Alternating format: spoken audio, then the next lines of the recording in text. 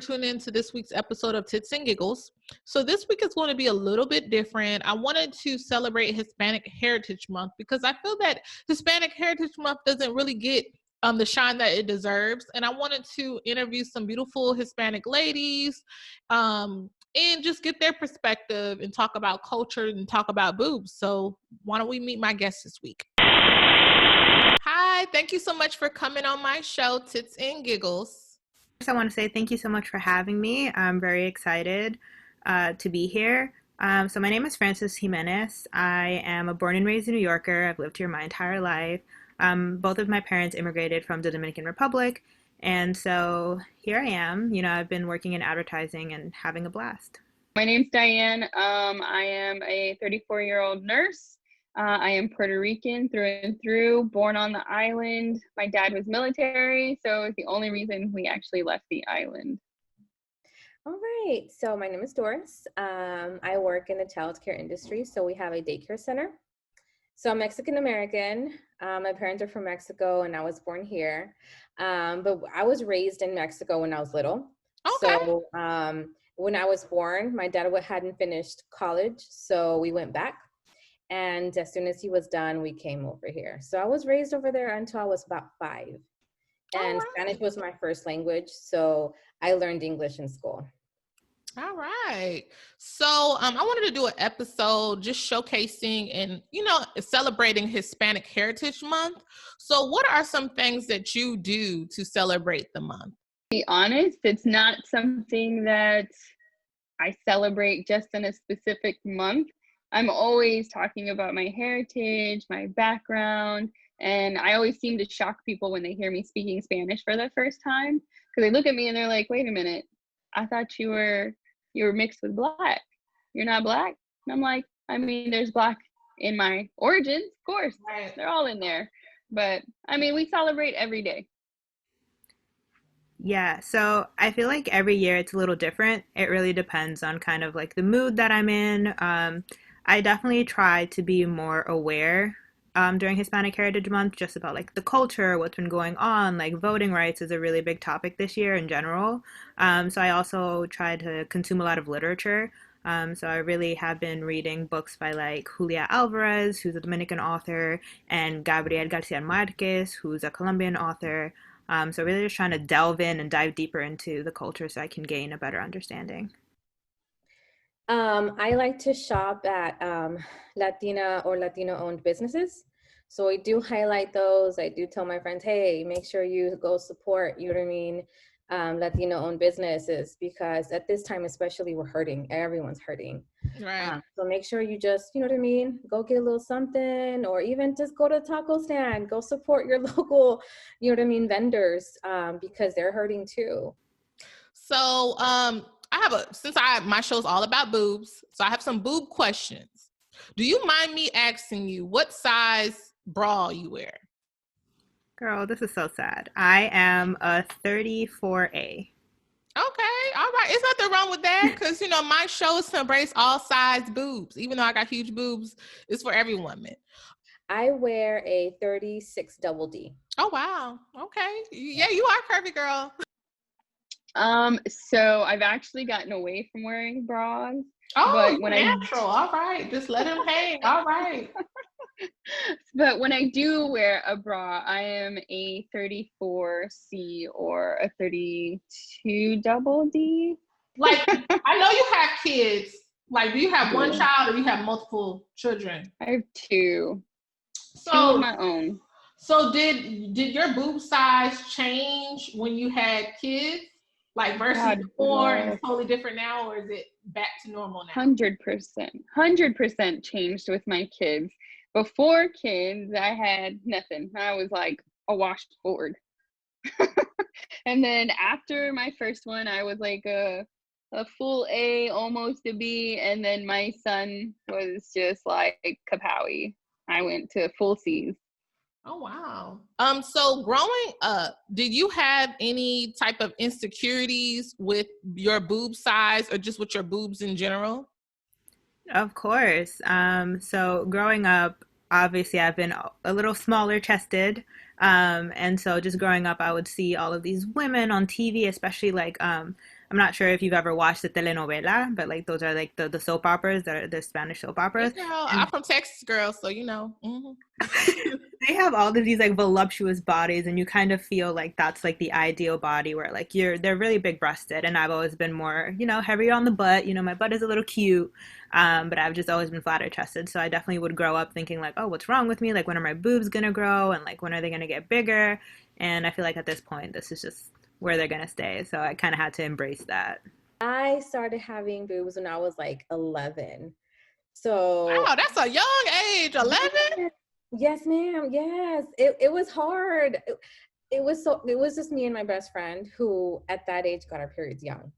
And we just naturally just blossomed. And oh, it was so uncomfortable because I was like, no other 11-year-old has like boobs right now. So Right. I didn't have them, girl, either, girl. I didn't have them until I was like in college. That's when they first came out. Yeah, yeah. So we were just like, what do we do with these? And then like, thankfully I had someone that I can lean on with it because no one else was wearing bras, you know what I mean, at that age, or much less once we got to high school and I was on my dance team, I would have to tape them down to fit into my, you know what I mean, leotards or whatever. And I'm like, What?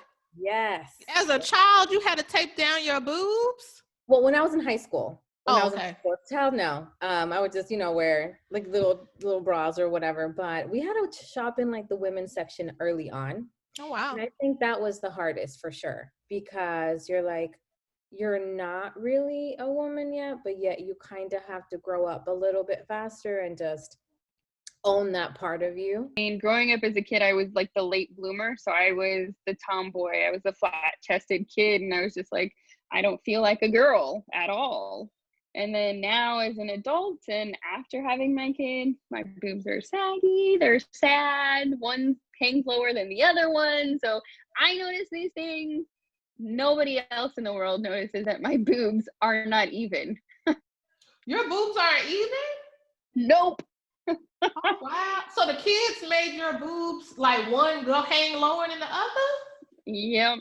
Oh, wow. I never knew that. Dang. Kids kind of mess you all up. That's just, Lord Jesus. Yes. Your kids better love you. Like, whenever I have kids, they better love me. Lord. Don't worry.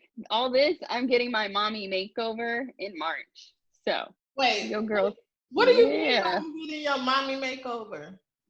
I'm going to get my mommy makeover. I'm going to get my boobs fixed. I'm going to make them even.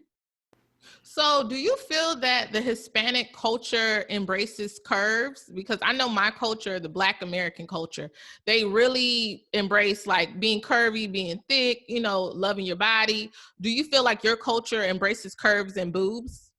I feel like it can be in between. I feel like now we're in the whole like being curvy is sexy and beautiful. So like definitely the last couple years you're feeling yourself more. Okay. It just depends how your family is raised. I was definitely more like, I love being curvy. All my family, you know what I mean, is curvy. So I was comfortable in my skin. I feel like the Hispanic community and like the Latin community embraces curves in the right place. So it's very much having the ideal body. Like you have to be curvy up here. You have to be kind of like, you have to have big breasts. You have to have a really small waist. And then like when it comes to your hips and your thighs and your butt, then that also is very curvy. But there's also a lot of like, if you don't have the right body, so if you're too curvy in other places, if you have a bigger stomach, if you have bigger arms, then I feel like there's definitely a lot of judgment that comes and a lot of like stigmas. Oh, wow. What type of judgment and stigmas come along with that? Girl, when I tell you, so like growing up, obviously Dominicans are very, we're known for being very loud, very opinionated, kind of really bold. So growing up, just the comments, like whenever, if you gain weight, then they'll be like, oh, like you didn't look like that, like tú te estás llenando, like you're getting fuller, or like, oh, like what have you been eating, or like it's like very kind of like shady. They'll be like, oh, are you going on a diet soon? And you're like, well, gosh, like I didn't know that.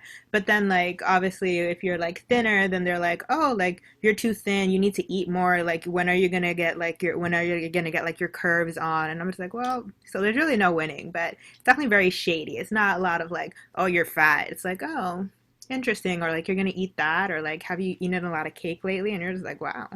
Oh Ouch. Lord. Oh Lord. Your family was shady towards you? Never. I mean, luckily not towards me. But I mean, I would get shamed a lot for being super skinny. Like when I was younger, I was really, really thin, and it took a lot for me to gain weight. I mean, obviously, I'm still kind of thin. Yeah. Um, so they would always be like, "Oh, like you're not eating enough," and they would come at my mom and be like, "Oh, what are you feeding her?" But then my mom Lord, had.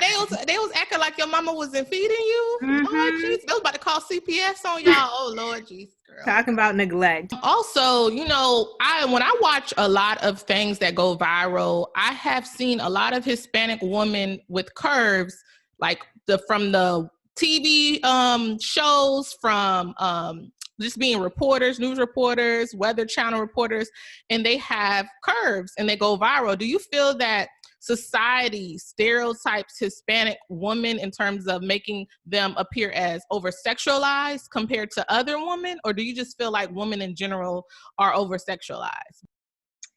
I think that Hispanic women, yes, in general, are over sexualized. We're looked at like the Latin flavor. You know what I mean? Ooh, you're spicy. That's how they describe Latin women. But in general, I think women of color are over sexualized in general. I feel like for sure there's sometimes that like that sexy Latina, right? Everyone wants that sexy Latina, that spicy Latina. And I'm like, they do that and it Sofia Vergara pops up, right? Right. Very curvy. And in that show that she's in, she plays the hot, you know what I mean, stepmom to everyone else. She's married to an older guy. So it's like sometimes you see those stereotypes also play in so many ways everywhere. Right. So sometimes I feel like it is targeted, you know what I mean? Mm.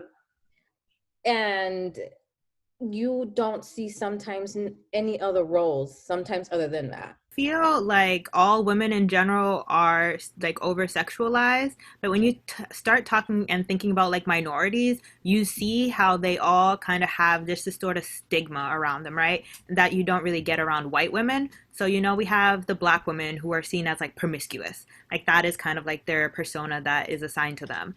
And then you see the Hispanic women who are like, oh, they're the bombshells, like they're very spicy and like they're crazy, but they're worth it because they're so like beautiful and exotic. And Mm-hmm. then you have like the Asian minority, and it's like, oh, they're submissive. They'll do whatever you want, like sexually. So I feel like society definitely fetishizes all women, but when you get into like the minorities, there's so many different layers and aspects coming into it. So for sure, I mean, if you think of like even common examples like Sofia Vergara, when she kind of got onto the scene, every single thing that she was wearing in Modern Family is like low cut to show off her cleavage, to show off her Right. breasts. And everything is tight, form fitting, and even the way she talks, like the persona that they gave her in the show is very much like hypersexualized Latin woman who is a little crazy, right? She's talking always about like shooting people or like maybe stabbing someone. She's from Colombia, so there's a little bit of like the narcos type thing going on. Um, so yes, I mean everyone kind of gets it, but it's interesting to dive deeper into like the different personas that is assigned to minority women in particular. Mm-hmm. It's the same thing sometimes with certain shows like the Desperate Housewives, you know what I mean, like you have that one Latina, very sexy, very, you know what I mean, beautiful, and you showcase that part, you know what I mean, a little bit. Sometimes they target it, like I said, but I feel like now things are changing slowly Okay. and you're not seeing just the stereotypical, you know what I mean, roles for that. Hopefully it keeps changing because we need Why do you more think people. society, well, America, why do you think that they create those stereotypes on television and entertainment? That's a good question. I feel like sometimes it's just such a go-to for them. If you think about it in media, it's been done from day one with us, with back to the black and white, movies, and they used to just stereotype Latin women as being sexy. It's either you're sexy or a maid. You know what I mean? Oh It's wow, yeah. one of those Wow. two, you know. So either you fit either stereotype. And they've just typecast you in that way from the beginning. So it's like years on decades that you have the same roles. You have the same attributes that they look for. And they also think are all Latinas look the same, and we do not.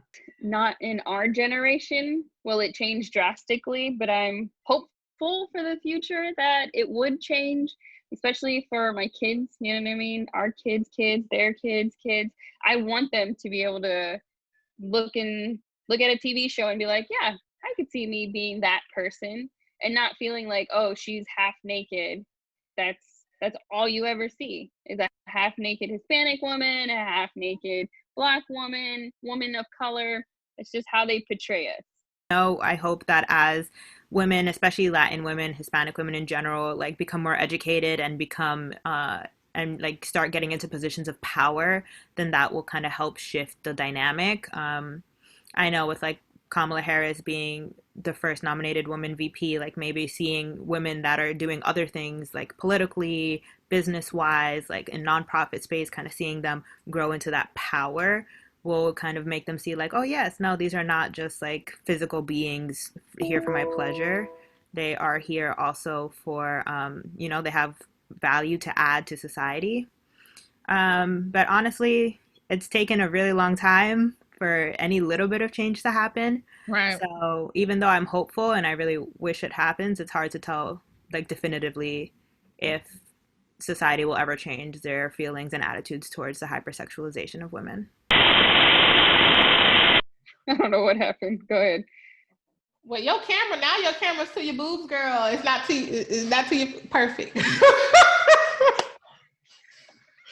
Let up, girl. We may make that. We can edit all that part. Yeah, it's gonna be edited. I was like, I'm gonna do it. On my show, I feel like I'm the boob Oprah Winfrey.